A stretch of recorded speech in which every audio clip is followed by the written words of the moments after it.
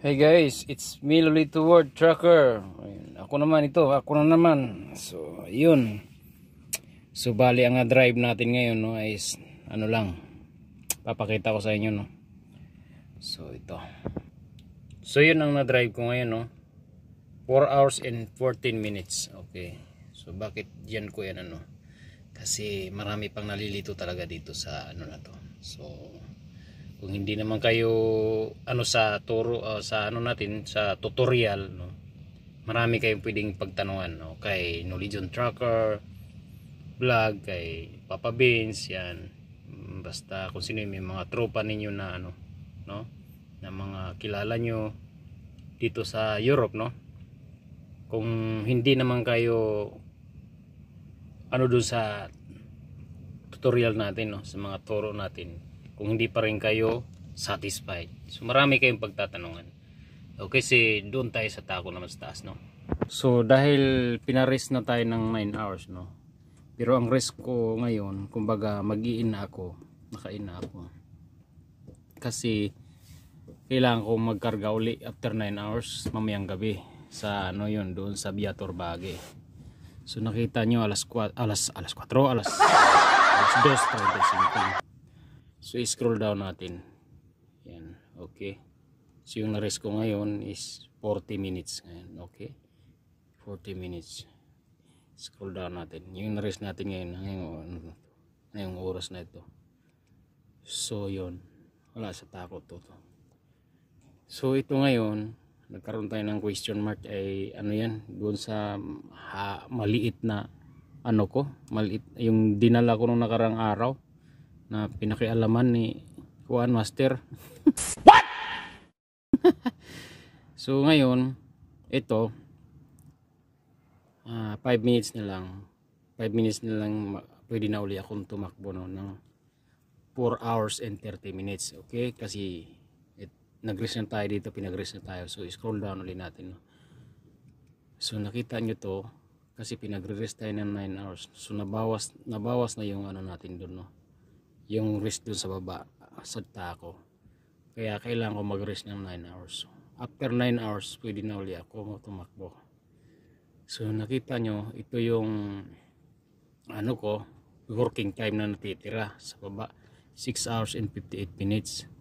So ito naman yung driving time na natitira, 5 hours and 46 minutes. Okay, yan yung driving time po na natitira. Sa taas, sa baba, ito yung working time. Okay, scroll down natin. So yan, mayroon tayong driving na kailangan pwede tayo mag-drive ng 10 hours na pwede magkasunod. Yung rest naman natin na 9 hours. Okay, so yun lang, short video yun kasi totoo lang, hindi naman tayo magaling sa tako no, pinag-aaralan lang natin. Okay, ayan, nakita nyo. So ito yung natitirang driving ko sa 4 hours and 30 minutes yung nasa taas. 4 hours and 30 minutes na natitira ko, ito na lang 1 hour and 11 minutes. Okay, so yung nasa baba ngayon ay after nitong matapos itong ano nito, 3 minuto, pwede na uli ako mag-drive ng 4 hours and 30 minutes. Magre-reset ang tako nun. Okay, bali aakyat naman ito, diba, itong 4 hours and 30 minutes. So tingnan natin na i-post muna natin yung video, tapusin natin yun para hindi hindi magka mahabang video, di ba? So 1 minuto na lang no, yan, 1 minuto na lang na natitira sa ating 45 minutes na rest. So titingnan natin guys paano pakiramdaman nyo, titingnan nyo maigi, tingnan nyo maigi lang. Okay, tingnan nyo maigi paano mangyayari, paano gagalaw yung ano na yan. Okay, yung question mark na yan, wala rin yan. Okay, huwag nyo intindihin yan. Nagkaroon lang tayo ingatan ng problema dyan nung pinag-drive ako ng maliit na truck. Ayun, nakita nyo lumipat na sa taas. So yung sinasabi ko, pwede ka na uli mag-drive ng 4 hours and 30 minutes. Okay, so yung sinasabi ko, tumalo na siya, di ba? So ang natitira ko naman na rest, 8 hours and 15 minutes, kailangan makumpleto ko yan para magpanibago na naman ang ano natin, trabaho. So sa daily work natin, pag nakumpleto na yun, ang ito naman ay ano na ito, natapos mo itong 8 hours and 15 minutes, pwede ka na uli magsimula magtrabaho, mag-drive ng 10 hours or 15 hours working. Okay? So nakita nyo? So yun pa rin ang ating hindi bumaba na rin yung working time natin, no? Hindi bumaba na rin, di ba? Yung working time natin sa ngayong araw na ito. Ito yung sinasabi ko sa iyo. Ito yung driving time ko. Hindi yan nagbabago hanggat minsan hindi nagbabago. Magkakasabay kasi ito matapos to. Hindi yan magbabago. Yung nasa taas. Pagka na siya, yung patapos na, nagbabago na yan. Yung itong working time na yan. Magbabago rin siya. Halos magsabay-sabay niyan siya pag hindi ka gumalaw, di ba? Sana may natutunan kayo mga truckers. Di ba? Sana may natutunan kayo. Sana may natutunan kayo. Okay? So kung hindi naman kayo kung kontento, walang problema yan. Laging tatandaan na yung tako, nakakuha ng upuan pag nag-rest ka. Yeah, okay? Okay. Ayan, 46 minutes na yung na-rest natin. Kaya umakyat na yung ito.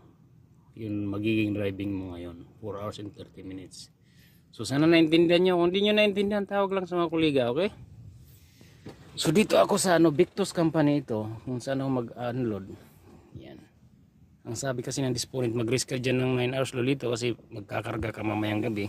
Full load truck. Pabalik ng kampo. Okay, dikit lang ito ng saan kami ayan, nakita niyo yung mga yan. Kumain na ba na lahat? Kumain na rin ako. So, big bag itong pangarga ko, malalaking big bag. So baba ako, gusto niyo makita ko. Baba tayo, okay? Papakita ko sa inyo yung pangarga ko para maniwala ba kayo na big bag ang dala ko. Ako yung nag-arrange nito habang tinutulak, no?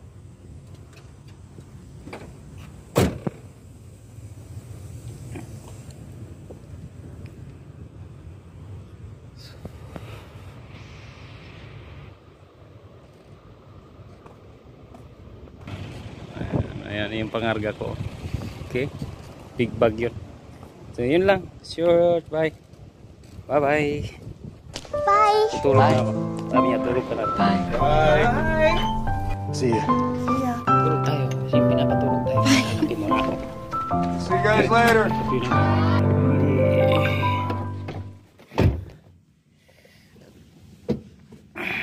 Okay. Yun lang. Bye.